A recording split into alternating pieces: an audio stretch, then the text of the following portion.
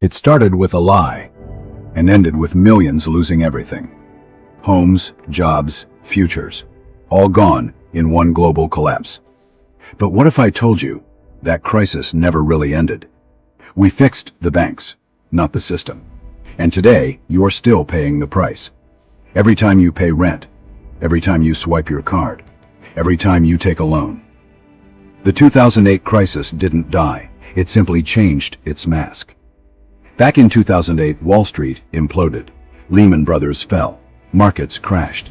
$19 trillion gone in months.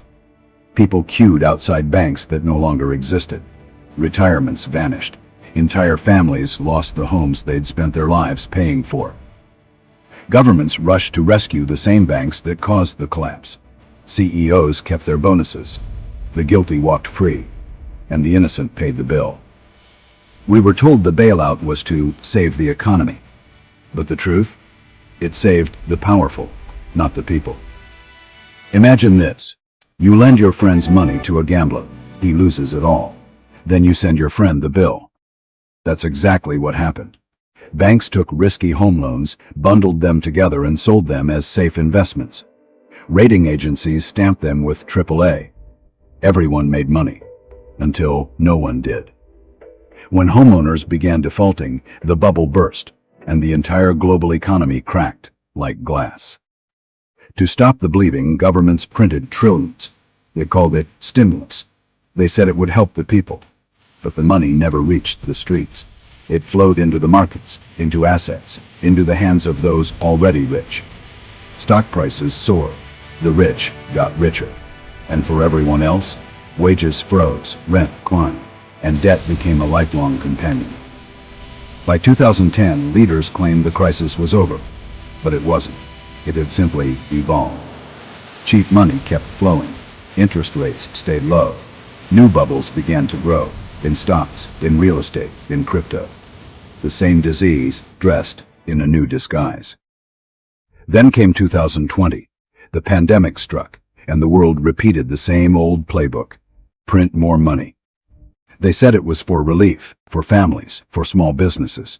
But again, the wealth floated upward, to corporations, to investors, to the top 1%. Today, global debt has crossed $315 trillion, the largest number in human history.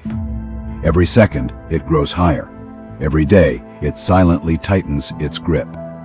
Inflation rises, prices surge, savings vanish, and ordinary people are told to tighten their belts, while the same corporations post record profits.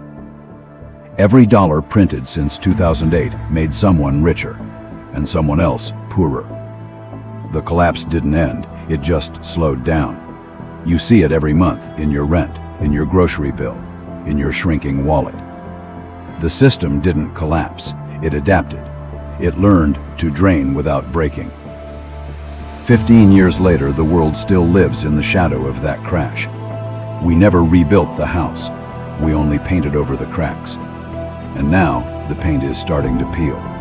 The promises are fading, the illusion is cracking again. The 2008 crisis never ended. It became the air we breathe, the prices we pay, the life we accept. A cycle of boom, bust, and bailout, repeating like a heartbeat we no longer hear. So the question is, when the next collapse comes, will we even notice? Or are we already living inside it?